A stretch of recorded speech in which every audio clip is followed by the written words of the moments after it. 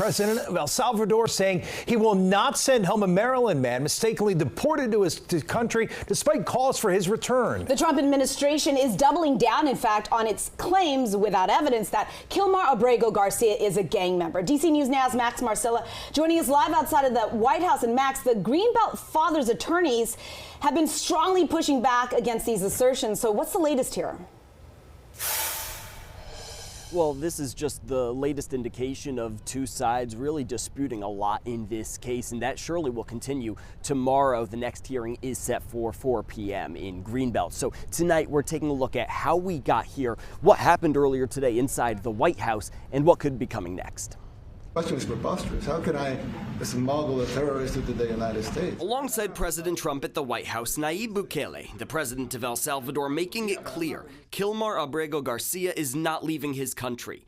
This is the notorious prison known as Secot, where the 29-year-old Salvadoran national is now. This picture from the Salvadoran government is how Abrego Garcia's wife realized he was there. I'm still fighting for you. Abrego Garcia was taken into custody by ICE officers in Prince George's County just over a month ago, and he ended up here despite an immigration court granting him a withholding of removal back in 2019, which blocked him from being deported to El Salvador. Essentially, they agreed from the outset that there was no legal basis to remove him. Abrego Garcia's lawyers pointing out even the Trump administration has acknowledged he was removed by administrative error. The mistaken deportation was challenged in court, and last week, the Supreme Court said the Trump administration must facilitate his return. We would facilitate it, meaning provide a plane. But without President Bukele's willingness to release Abrego Garcia, the Trump administration says the U.S. has no say in his future. And no court in the United States has a right to conduct the foreign policy of the United States. Meanwhile,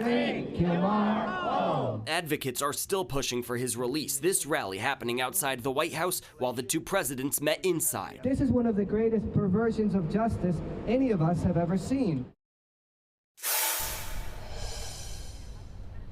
And in that daily update that the government's attorneys provided to the court, one came out just a few hours ago, and in it they reiterated that Abrego Garcia, that withholding of removal, is no longer eligible because he is an MS-13 gang member. But Abrego Garcia's attorneys have continuously said the government has provided no evidence of that. Reporting live outside the White House, Max Marcella, DC News Now.